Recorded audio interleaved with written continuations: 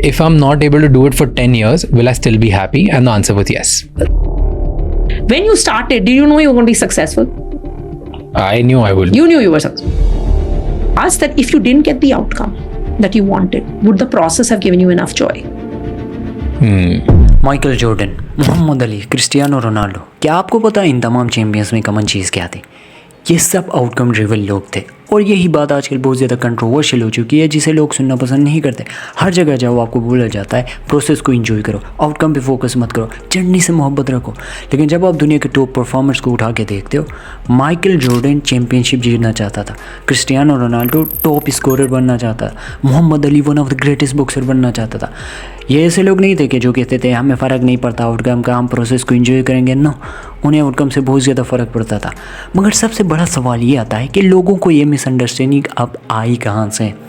ये मिसअंडरस्टैंडिंग उस वक्त आई है जब लोगों ने प्रोसेस और आउटकम को अपोजिट कंसीडर करना शुरू कर दिया। सोचो, एक बंदा सुबह 5 बजे उठता है और ट्रेनिंग करता है, क्यों करता है?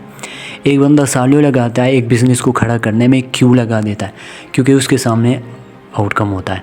उसी आउटकम की वजह से वो प्रोसेस होती है, उसी आउटकम की वजह से ही उस प्रोसेस के थ्रू से जाना पड़ता है। अब यहाँ पे एक बहुत ही इंटरेस्टिंग बात आती है। बहुत से लोग कहते हैं कि अगर 10 साल लगाने के बाद भी मैं अपना गोल अचीव नहीं कर पाया, फिर भी मैं खुश रहूँगा क्योंकि मुझे उस प्रोसेस के साथ मोहब्बत है। लेकिन इन्हीं लोगों के साथ जब ये सवाल पूछा जाता है कि शुरू करने से पहले क्या तुम्हें बिलीव था कि तुम सक्सेसफुल बन जाओगे, और उनका जवाब होता है हाँ, हमें यकीन था कि हम सक्सेसफुल बन जाएंगे। यानी इसी चीज़ में एक छोटी सी कहानी रुकी हुई है। अगर तुम्हें पहले दिन से ये पता था कि तुम सक्सेसफुल बन जाओगे, तो क्या ये आउटकम ड्रिवन नहीं था? और इसमें कोई गलत बात नहीं है, आउटकम ड्रिवन होना कोई गलत बात नहीं है। बहुत से लोग इसी वजह से ही स्टार्ट करते हैं। मगर इसका हरगिज़ ये मकसद नहीं है कि प्रोसेस की कोई वैल्यू नहीं होती। लेकिन हम लोगों ने प्रोसेस को समझने में गलती कर दी। मानो तुम दुनिया का नंबर 1 रनर बनना चाहते हो, ये तुम्हारा बहुत बड़ा आउटकम है। सुबह अलार्म बजती है, उठने का दिल नहीं करता, लेकिन फिर भी तुम उठते हो, दौड़ने चले जाते हो। 3 मिनट दौड़ने के बाद तुम्हारे अंदर रिदम आता है और तुम्हें मज़ा लगने लगता है। अब लोग इसी फीलिंग को, प्रोसेस को एंजॉय करना कहते हैं। मगर ज़रा गौर करो उसके अंदर।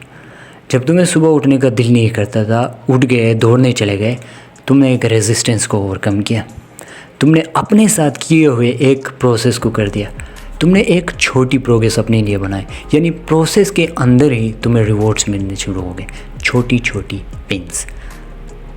यानी इसी वजह से इंसान बड़े गोल को अचीव करने से पहले सालों लगा देता है, क्योंकि उस प्रोसेस के अंदर ही उसे रिवॉर्ड मिलती है।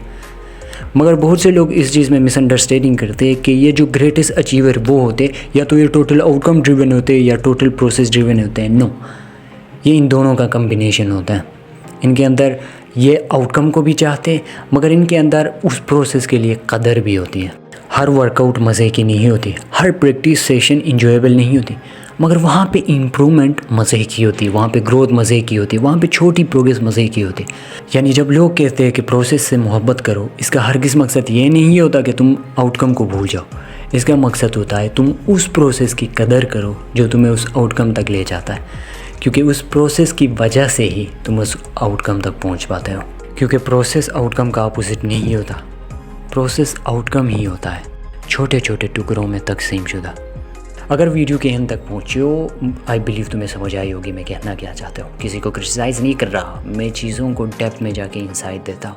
बाकी वीडियोज़ भी अपलोड किए, उनमें भी वो इंसाइट तुम्हें मिलेंगे, ज़रूर जाके देख लेना। See you in the next video.